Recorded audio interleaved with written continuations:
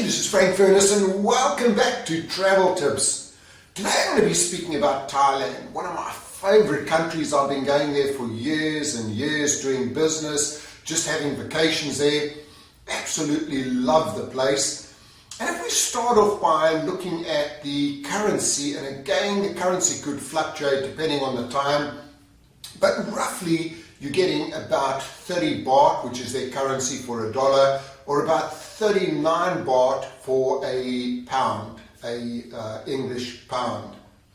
Now when you get into the airport, a lot of airports in the world are quite crazy, and you will try and find some illegal taxis trying to get you there, but it is pretty organized. I want to tell you, the airport in Bangkok is absolutely beautiful. Shopping inside is great, and what you'll find when you land, you'll have to take a train into the main airport.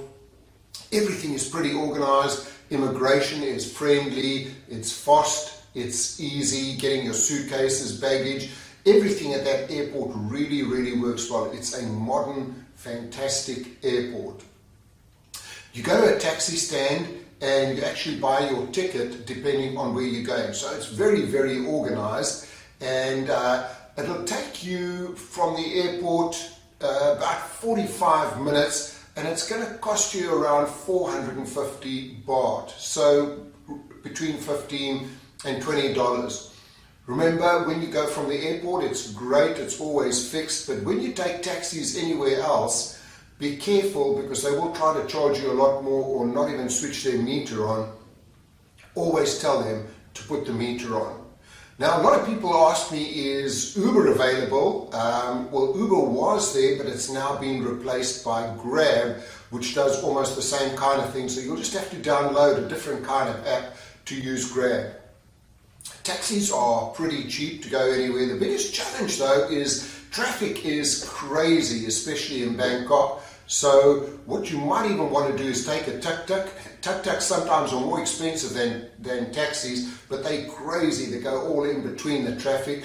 Or if you want the fastest and the craziest way, is just to get on a motorcycle taxi. And you'll see there's hundreds of them. All the guys with the orange jackets, you get onto the back of that little motorbike and they zip. You just hold on for dear life. But you get to where you want to go really quickly and cheaply, and it's what all the locals use. The Thai culture is wonderful. I love the people over there. They're always very gentle, and learn a few basic things. Hello, goodbye, thank you, please bring me my bill. The people are gentle, they're great. The culture is just wonderful, and it's almost a lot of sexual freedom. You'll see a lot of hookers and a lot of sexual freedom going on, which is acceptable. A lot of the ladies become prostitutes to actually support their families who live up in the hills and far away from Bangkok. Price is pretty cheap. Anywhere you go in Thailand, hotels are very reasonable. Eating out is fantastic. The food is wonderful. By the way, when you're in Bangkok, please go to my favorite restaurant. It's called Cabbages and Condoms, and it's in Sukhumvit. The food is out of this world, and they give a certain percentage of their takings back again to educate the Thais on safe sex. So it's a very good restaurant, very good causes. It's actually got one in London as well. They own their own hotels, but the food is out of this world. I love going to eat there. Hotels are pretty reasonable. You can figure on, depending on what you want to stay in, but for a nice 4-star hotel, you can get there for about $150 depending on where you go. Now, my favorite hotel, which is a lot more expensive, is the Shangri-La, which is right on the river. But normally I stay in the Sukhumvit area, where it's just buzzing. There's so much happening over there. And there's quite a few hotels I stay in over there. There's the Sheraton Grand, which is a beautiful hotel. Pretty expensive, very central, and they do have a great jazz bar. They've had the same jazz band playing there for years and years. It's a trio. I know the guy that plays the piano is an American guy that has gone over there. He has a fantastic band playing with him. Right across the road you have the Western Hotel, and you've got the Sofitel in the same street. It's quite a long street with a lot of hotels, a lot of bars, a lot of massage places. For me, it's the real happening place. But I normally now stay at the Radisson Blu.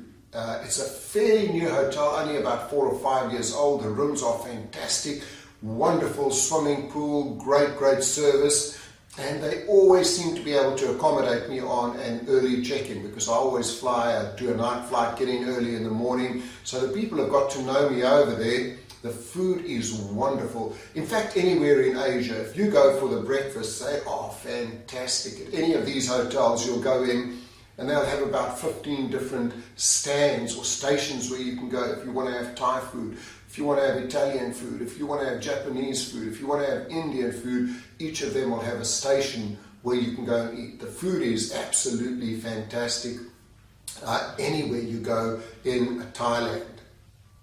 Now, when you're in Bangkok, some of the things to do is you've got to go and see the Reclining Buddha. The Grand Palace is a must-do. Take a boat trip to the Chao Phraya River, and I love going on the floating market. It's really cool. So you take a taxi out. I normally don't go on an organized tour. I just pick up a normal taxi, and then they'll take you out. You get onto the boat, and off you go into the floating market. It's crazy. Hundreds of boats just converging on each other. They're selling food on the market. They stop. You can buy all kinds of stuff. It's just a brilliant experience. Now, you've got to see also the seedy side of Bangkok. And there's a couple of places. I mean, the seediest is a place called Pat Pong. But in Sukhumvit Road, there's two main places, Soy Cowboy, and then the biggest and most famous one, which is Nana Plaza, which is about 4 stories. And there's just free sex trade there. But also, why I love going there is it's full of bars, and every bar has a live band. So if you go there, I love to go and people watch, but the music is out of this world. And also interesting to go to the Gateway bars, which is on the 4th floor, the most beautiful women in the world who are actually men. So it's an interesting experience to go and see. Business, I do a lot of business there. Business is pretty formal, but don't be aggressive. Like I come from South Africa, and the way I do business is I go straight in, let's just go in and do it. With over there, you've got to spend a lot of time developing the relationship, develop rapport. They've got to get to like you and trust you. I suppose you could say that all over the world, but very much more so, a lot of small talk before you actually get into doing business. Shopping, many places to do shopping over there. One of my favorites is Terminal 21, again in the Sukhumvit area. And every country I go to, I like to find the gadget place where they sell all of the latest computers, internet gadget stuff. And the place over there is called Pantip Plaza. It's about 6 stories, just of every gadget, TV, radio, whatever you think about, you can buy at Pantip Plaza. It's great, absolutely wonderful. Tipping is not expected for taxi drivers. Often you'll find if you have a meal, they'll add 10% on, but it's not like the US where they're expecting 20% or 22%. Over there, most of the time it's not expected, as I say, unless you're in some restaurants, and they would just automatically add 10%. So some of the other things to do and places to go, I've been to Phuket many times, spoken at conferences over there. Phuket's a huge island, wonderful place as well. Patong's the main city over there. But my favorite place, I go there every year, I've been going there for about 10 years, is a place called Koh Samui, a little island, and you fly out. It's about an hour, 35 minutes to an hour, I can't remember. But you land at the most unique airport in the world. It's an outdoor airport. So there's no sides to the airport. You go in, you're picked up in golf buggies, and there's a lot of places you can stay. It's quite a big island. And again, depending on your budget, you could stay in like a Ritz-Carlton kind of place where you're going to pay a fortune. I love to stay about 10 minutes from the airport in the town. And I have one of my favorite hotels I stay at over there. They're actually fantastic. They've got to know me now. And when I went there the last time, I had my room right on the beach, opened the door, walked out into the sea over there. And in Koh Samui, it's lovely. The main little town over there, I'm just trying to think of the name now, it is the Chaweng, Chaweng, and the hotel I stay at is the Ban Chaweng. Now it's really reasonable prices. I pay, depending on the room you want, I pay about $150 so I can get the front room, virtually walk out of my door and onto the beach. What I also love about that is I'm right on the beach, but 1 minute walk the other way, I'm in town, hundreds of bars, great restaurants, live music every night. We're out there seeing fantastic bands. When you're on the beach over there, the beach is beautiful. They have a swimming pool over there, breakfast is included, the staff are wonderful at the Ban Chaweng, but you'll find that at most hotels. What I do love though is the massages. Anywhere you go in Thailand, you're paying around $20 for a massage. At this hotel, they have the massage tables right on the beach, so you can sit there and you can have your massage. Well, if you go to Bangkok, you can get a happy ending massage. And I won't tell you what that is, but happy ending is they're not the best masseuses. Over here, these are professional masseuses. I normally got this 80-year-old lady, tiny little lady, but boy, she's got fingers of steel.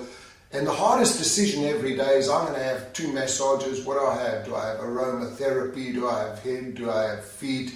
Do I have deep tissue massage? The massages are brilliant anywhere in Thailand. So what I also love about Koh Samui, about 1 o'clock in the afternoon, you're feeling a bit hungry, and there are little stalls that set up that make soup, and you can get corn on the cob, you can get fresh fruit. Nothing costs you more than $1. And my favorite thing is a coconut milkshake that costs about $1. That is wonderful. What you'll also find at about 6 o'clock, the sun starts to set, and a lot of the hotels will be setting up their barbecues, and you can have fresh fish. You'll choose your piece of fish, and your meal will cost you between $10 and $15 for a beautiful, beautiful, fantastic meal. Lots and lots of things to do on the island. So that's just a little bit about Thailand, some of the places to do, things to do. Put that on your list of places to go and things to do. Hey, this is Frank, and I hope you enjoyed today's podcast. There's lots and lots more to come. I've visited so many countries, so many cities, and I've got so much more to come.